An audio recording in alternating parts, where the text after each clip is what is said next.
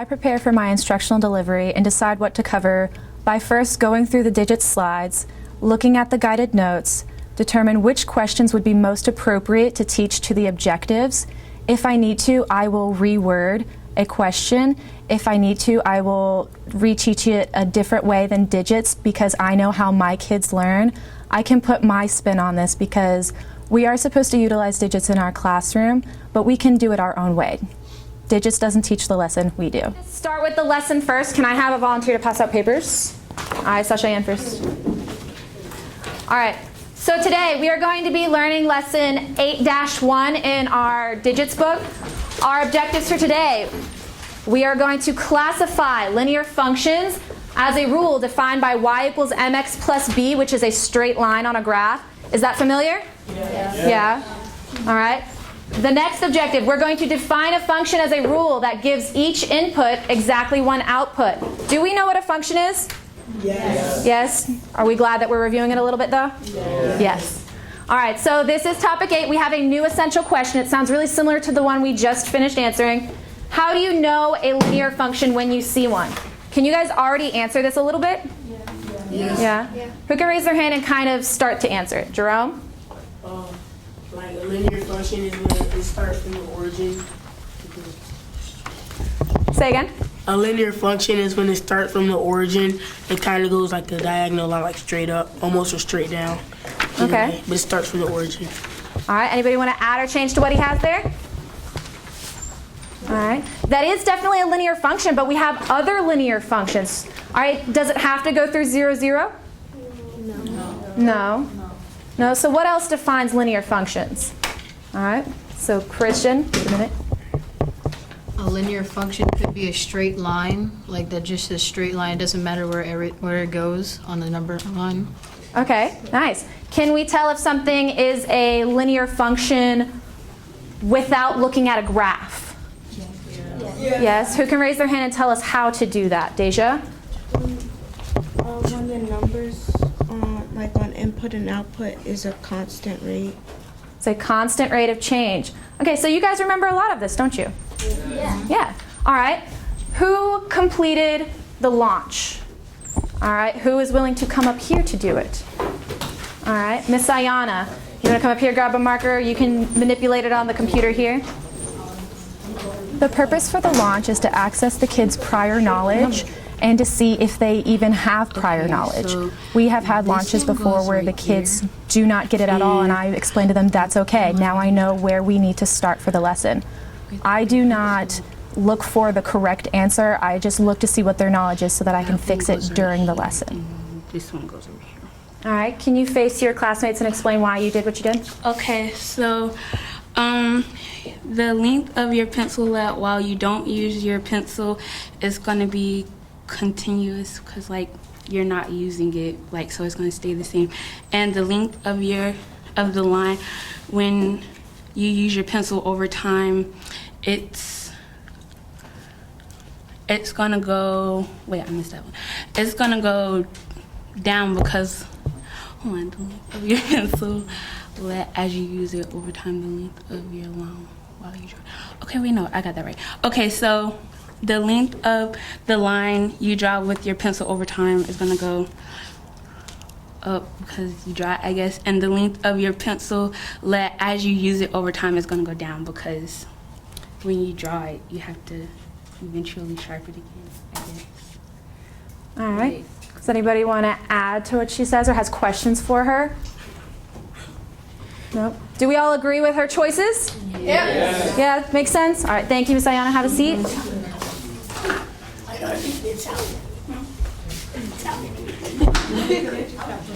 All right, so can anybody guess how this launch ties into our objectives that we talked about? Anybody have a guess? Yeah? Linear lines. Linear lines, yeah. He's like trying to tell us how to recognize which one goes to Yeah. Okay, so you'll see the connection a little bit more as we go. I think you guys have a general gist of how everything, how the objective and the launch is connected, but you'll see it more and more as we go through. All right, let's go ahead and move on to our part 1.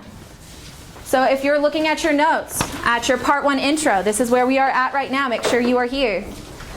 All right, Mr. Bongo Man isn't sharing anything new or cool or interesting, so we have muted him. All right, can I have a volunteer to read out loud? No? Cheyenne, can you read this first sentence out loud, really loud?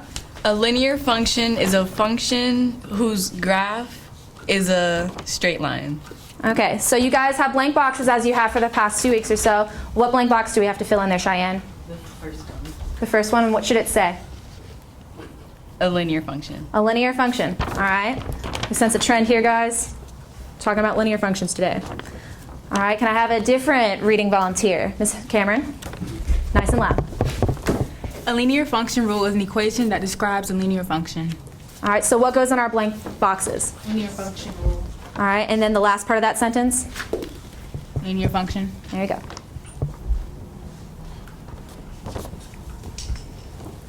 All right, you also have blank boxes under your examples here. All right, we're going to write down whether or not these are linear functions or nonlinear functions, or maybe even not a function. I utilize the guided notes that are given to us by taking out pieces that I think are key concepts or important, and by taking them out of the guided notes, when the children are going over the lesson, they have to fill in those blanks. By making them fill in those blanks, they have to take charge of their learning a little bit. And as the year goes on, there's going to be more and more blanks for them to fill in, and eventually they will be writing all of the notes by themselves, which is an important skill needed for high school. So try really hard not to look at these words down here. Looking at this one, guys, do we think this is a function or not a function? Function or not a function? Let me see. So it looks like we all agree it's a function, okay? Now, again, try not to look at those words, okay? Is this going to be linear or nonlinear? All right, so we're saying nonlinear. What's nonlinear about this one? Do we know how to write the algebraic rule for a line? Jerome, how do we write the algebraic rule for a line? You put y equals mx plus b. Y equals mx plus b. All right, I'm going to put this off here to the side. If you guys want to rewrite it off to the side, you can. Someone different, someone who hasn't spoken yet today. What does the m in the y equals mx plus b stand for? Do you remember? Parker? Slope. Slope. All right. Someone different, raise your hand. What does the b in our equation stand for? The y-intersection. The what? The y-intersection. The y-intersection. It's going to be y-intercept, but I got you. All right. Okay. So you already can see they gave you the equation here. We're going to actually look for this equation here. All right, we need to find the slope. Who can remind me how we find the slope of a line? All right, we had 2 different methods we used. All right, Miles, do you want to come up here to show us, or do you want me to be the marker? Okay, so what do I have to do? You use rise over run. Okay, so where am I rising and running from? Just like pick a point on the graph. Okay, and then where am I rising and running to? The next point on a graph. All right, so which point? -2, 2. Okay. So what's my rise and run going to be? 1 over 1. All right, now is this a positive one or a negative one? Positive. Okay, what about this one? Positive. Okay, so our slope is going to be? 1. 1. All right. Someone else who can help me find the y-intercept here. Using probing and eliciting questions in my classroom is really important because that's how I get to the root of the students' understanding, and it's also how they develop their understanding. Students will ask me questions, and instead of giving them the answer, I ask them questions in return to kind of pull the answer out of them because they have all the right prior knowledge, they just need to put it together. And the probing questions help to do that. Next person, we have all the bits and pieces. We just need to combine them in order to create our equation. We're going to call randomly. All right, do we have a table 6 in here? Yes. All right, Christian. All right, we have our slope and we have our y-intercept. Now we just need to write it as an equation. All right, so what is it going to look like? So it would be y equals 1x times x plus 4. Okay. Now, here they have y equals x plus 4, but we got y equals 1x plus 4. Is this the same thing? Yes. Yes. Who can raise their hand and explain why? All right. Anybody over there? Getting same people. Come on, guys. We're just shy today. All right, Charles, do you think it's the same thing? To call on students, I use ordinary playing cards. At the beginning of the year, there were codes on each of the desks that read Group 1, Group 2, Group 3, Group 4, and within the 4 desks at each group, there was a different suit, such as the diamonds, spades, hearts, and clubs. Since then, they've been erased from the desks, but I now know who to call on, and the kids know what their desk codes are. All right, Miss Parker, help them out. It's the same because if you were to times x by 1, it would be itself, so there's no point in putting the 1 there. Do you guys hear her? Yeah. Yeah, does it make sense? Yes, ma'am. Alrighty, so that was just a kind of a reminder there. I know you guys weren't big fans of our y equals mx plus b, so I did want to redo that for you guys. Alright, over here, thumbs up or thumbs down, is this linear? Alright, so looks like most of the class says no, it's not linear. We don't have that seat anymore. Why is it in here? Alright, Miss Sakura, can you explain why this is nonlinear? So Chidima, what kind of slope is this going to be? Undefined. Undefined, why? Because I remember that there's 3 different types of slopes, and it doesn't. So since it doesn't pass the y-intercept and it's going horizontal, it's undefined. All right, beautiful. All right, so these are what our linear functions look like. This is not a linear function, and this one is, because it's an undefined slope here, it's not going to be a function. All right, so we're looking for straight lines, but not vertical lines. Really quickly, we're going to split up into teams here and try to find the rule for each linear function. I'm going to write our rule up here again, just in case we forgot about it. All right, groups 1 and 2.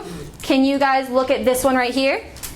All right, group 3 and group 5. You're going to look at this middle one here. All right, and then these other 3 groups, I want you to look at this middle one here and try to develop the rule for it. I want you to make sure that 1 and 2, you guys are in agreement before somebody comes up here and puts it up here. Groups 3 and 5, make sure you're in agreement on this middle one before you put it up here. And these other 3 groups, make sure you guys are in agreement before we put it up here. Questions before we begin? Nope. All right, we're going to have 3 minutes to work on this. Once you've got it, you can go ahead and put it up here.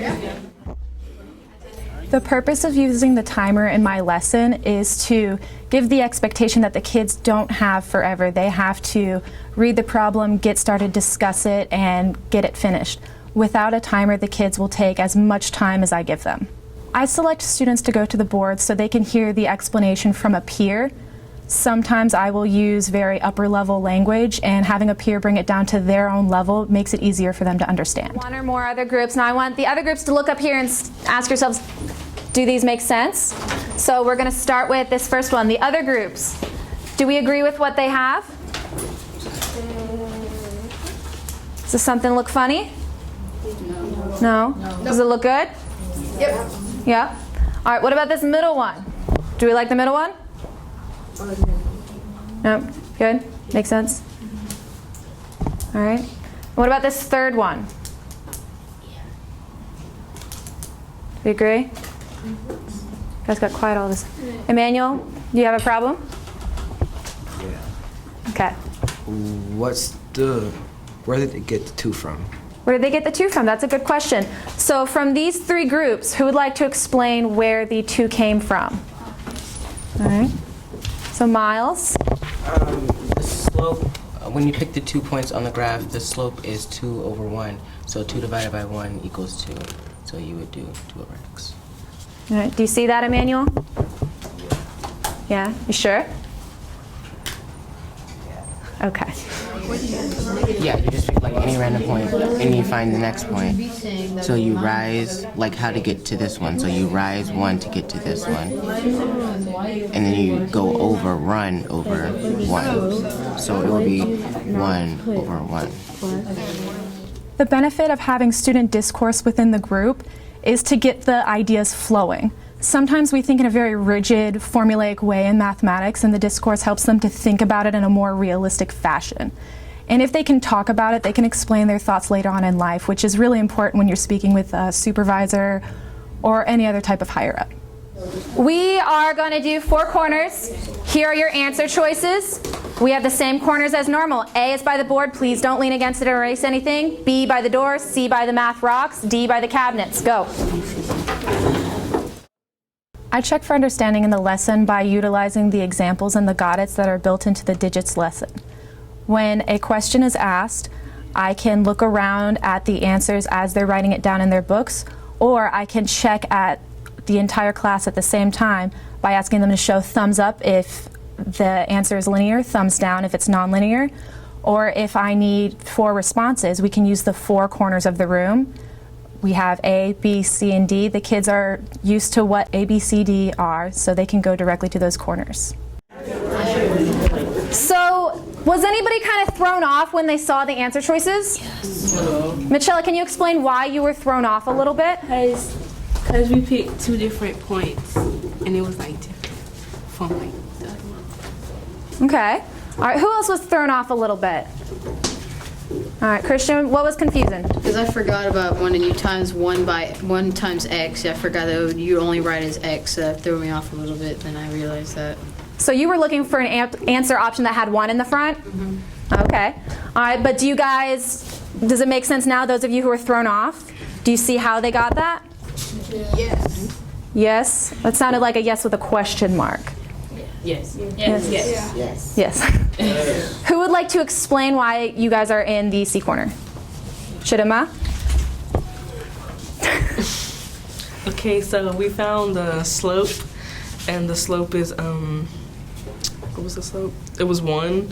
So I was gonna write the 1 too, like Tristan, but Emmanuel reminded me that we don't have to write the 1.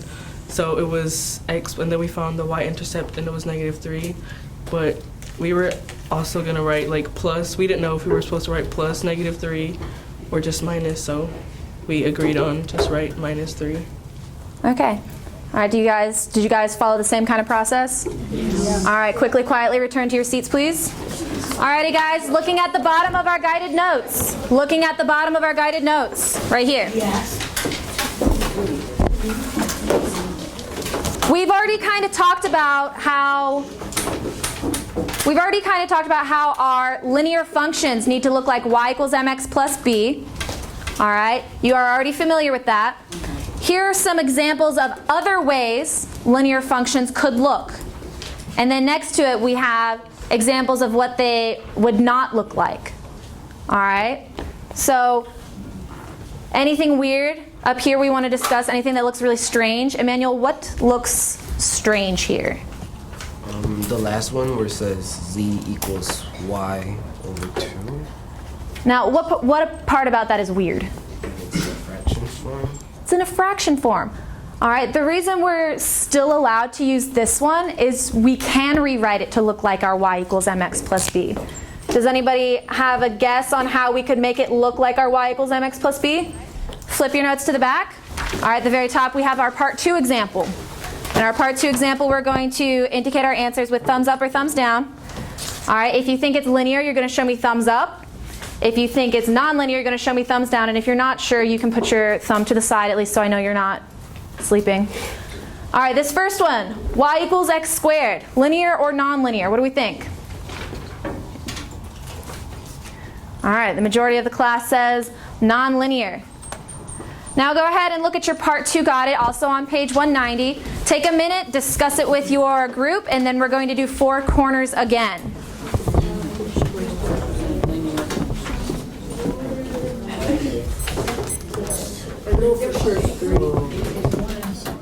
The slope can be 0, so you don't have to put it. Or the y-axis. Just kidding. Where was was the B corner? Was it like over there? Does anyone need more time? No, we don't need any more time? No. All right, go. A, B, C, D. Can you hit that for me, Jeff?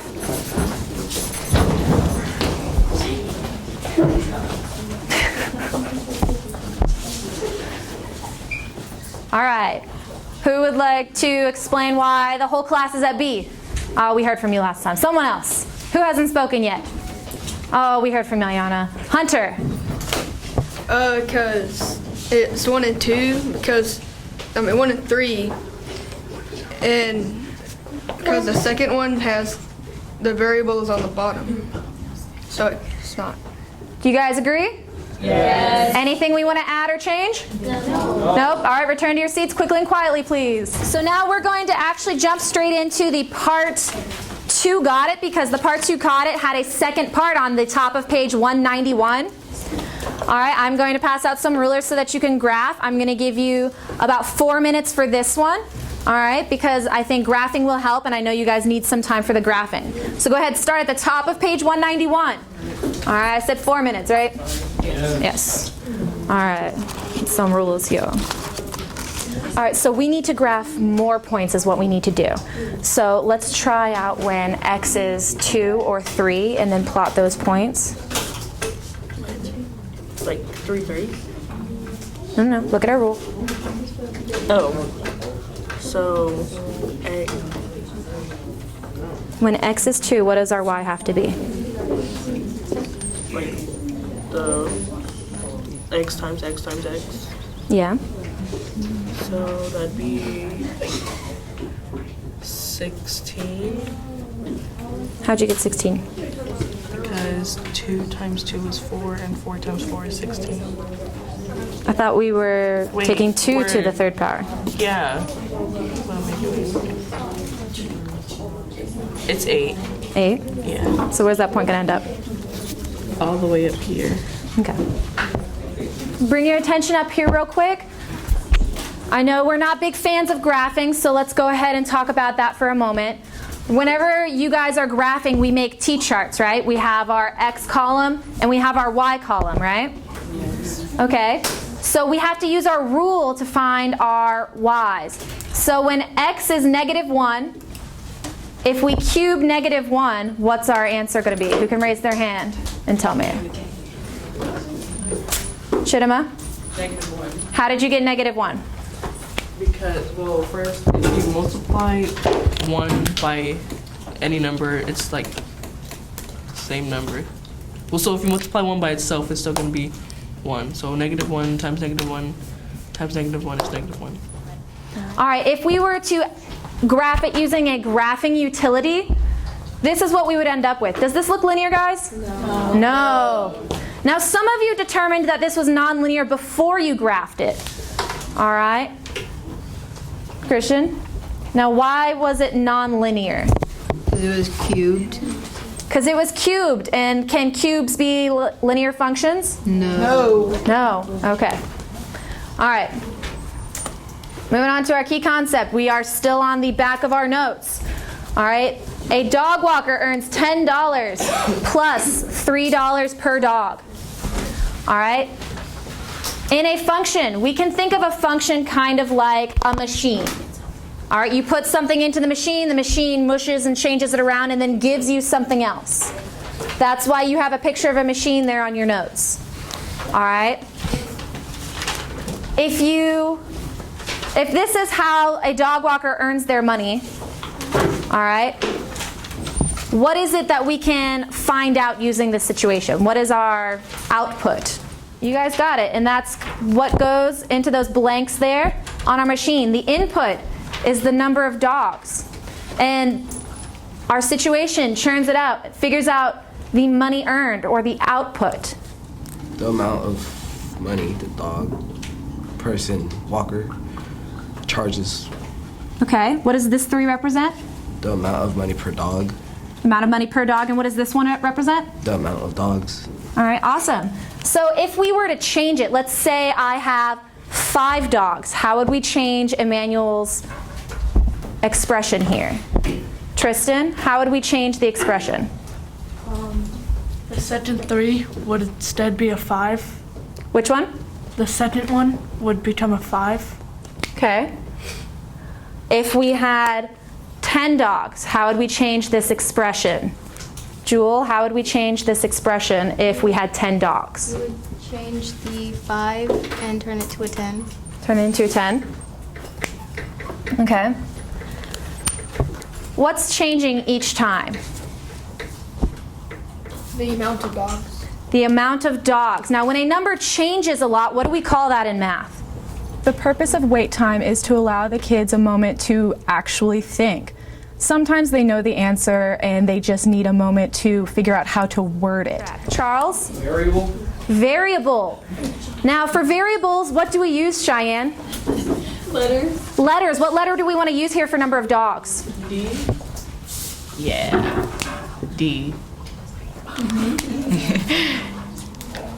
All right. Oh, sorry, this one. That is our algebraic rule here. All right. This is the machine that tells us how to take the input and turn it into an output. All right. You guys can figure this out just by analyzing the situation, asking ourselves, what's our output? What's our input? All right, and how we turn the input into the output. All right, a swimmer burns 8.8 calories per minute while swimming laps. All right, which function rule describes how many calories C the swimmer burns during a number of minutes M? All right, before we start, let's ask ourselves, what's the input and what's the output? All right, who thinks they know what one of them is? Who's got an idea? Even if it's a half idea, we can share it with the rest. Miss Jewel. The amount of minutes of calories burned. All right. So we know we're dealing with the minutes is going to be what? 8.8.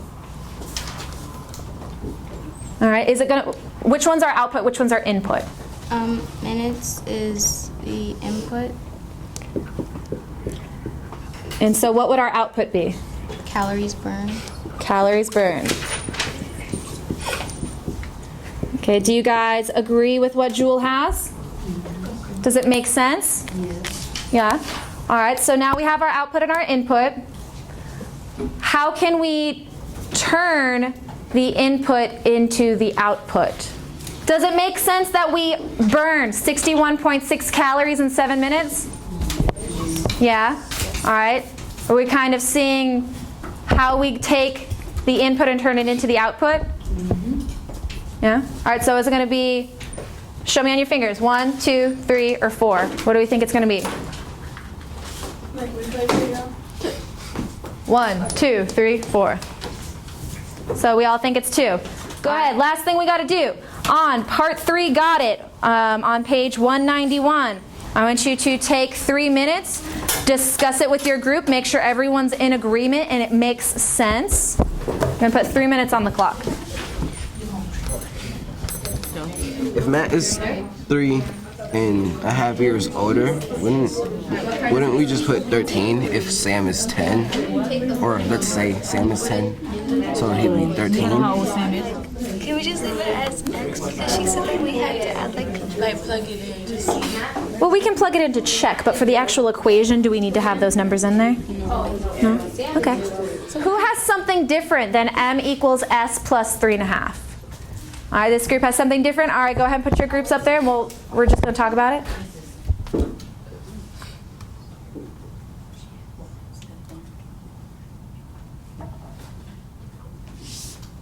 Alrighty. So ignoring the differences in the letters, what else is different about these two? Christian, what's different about them? We're multiplying instead of adding. We're multiplying instead of adding. So this one's adding, this one's multiplying. All right? So for those of you who think that the adding one makes sense or makes more sense, raise your hand. For those of you who like the multiplication one better, raise your hand. All right? Now I want to hear both sides of this. All right? Who would like to explain their reasoning first? All right? So, Christian, which one did you have? Adding or multiplying? Adding. Adding. Now, why do you think it's adding? Because it says he's only 3.5 years older. He didn't say 3.5 times older than Sam. He said only 3.5 older. So it means it's adding that 3.5 to his original age. Okay. All right. Those with multiplication. I foster student justification and explanation by starting small. Most kids are really intimidated about speaking to the entire class. So as they're working together in their small groups, I'll have them explain it to me, and then I'll have them explain it to their partners. Chidima? Because, well, our group, we had the same as theirs when we first started because we were confused.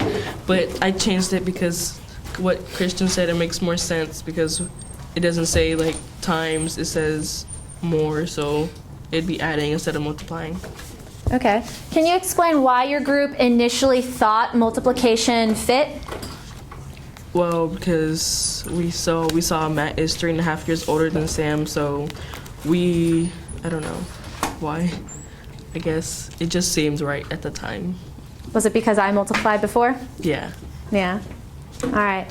So sometimes you're going to have to multiply to make this function rule. Sometimes you'll have to add. Sometimes you'll subtract or divide or a little bit of both, okay? All right, it's not going to be exactly like the first example I did. All right, questions before we move on? Nope. All right, on page 192, I want you to circle 1, 2, 3, and 4. All right, those are going to be the close-in checks that I will be grading. They are going to be based on the objectives that we learned today. All right, and now we're going to spend the rest of the class finishing up the performance task from last time. So once you have those circled, you can put your digits books up and go back to working on your performance task. The purpose of the performance task activity is to have the children show me they understand the objectives in a less stressful atmosphere. Students tend to be very anxious when it comes to tests, and the performance task allows them to show me those same objectives that would be tested in an assessment in a group format with a lot less pressure. I see the notes you left on the desk. Like, I still don't know what we're actually supposed to do. Okay, so this first part, when we were researching, we were supposed to pick one restaurant and find 3 different sizes of the pizza, and then record the price of each size and their diameter. Okay. And I tried looking through here, and I couldn't find where you had those. I saw, was this? Yeah. Were these the prices you researched, or were these the ones you made up? We researched. Oh, these are the research. I saw the name here, and I thought these were the ones you made up. Oh, okay. Okay, so yeah, you have your prices here for the place that you researched, and you have your diameters, all right? And so you did do that part, I just didn't read it properly. All right, so now you have to put it in a table and calculate the areas. Did you find the areas already? Right there, okay. So we have those in a table. The only thing I would ask you to expand upon here is what is our X, what is our Y? Did we do our when we do the graph? Let's write small, but then also write the actual size. Okay. And we wrote our actual sizes. Where did we write that? Okay. And what did we? Oh, we're making our poster on the computer. Okay. Oh, get on. Don't use the lines over here. Get that running going, and then we'll start on our poster because we already have all that information right here. All right. What were we on Excel or? I close my lesson by having the kids complete the close-in checks. After the close-in checks are completed, we go back to the objectives. We have a small discussion about what the objectives mean and how well the kids understand it. Okay, guys, look up here, please. We're just going to close out a little bit here. At the very beginning of our lesson, we talked about our objectives. We're going to classify a linear function as a rule defined by y equals mx plus b. All right? Now, just indicating using your thumbs, do we feel like we kind of get that? Do we kind of get that? Kind of not? Sort of in the middle, maybe? All right, we feel like we got that? All right, what about defining a function as a rule that gives each input exactly one output? How do we feel about that one? Meh, maybe in the middle? Okay, we'll get more practice with that one, so don't worry. Our question, how do you know a linear function when you see one? Now thinking about the new stuff we learned today, how can we answer this question using the new stuff we learned today? You can tell it's a linear function when it's a straight line. Okay. Like it's and it has a y-intercept. All right. Does it have to have a y-intercept though? No. Yes, it does. Yes, it does. All right. Very good. All right. Now, who would like to add or change anything there? All right, Jeff.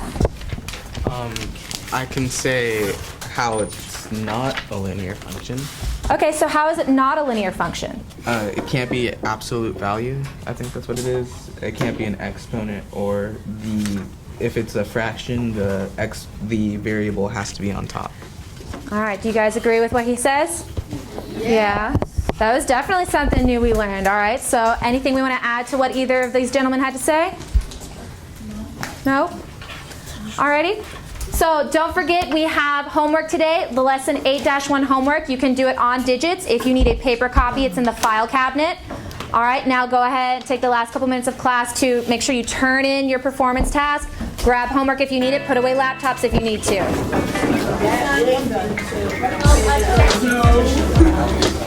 Yes, ma'am.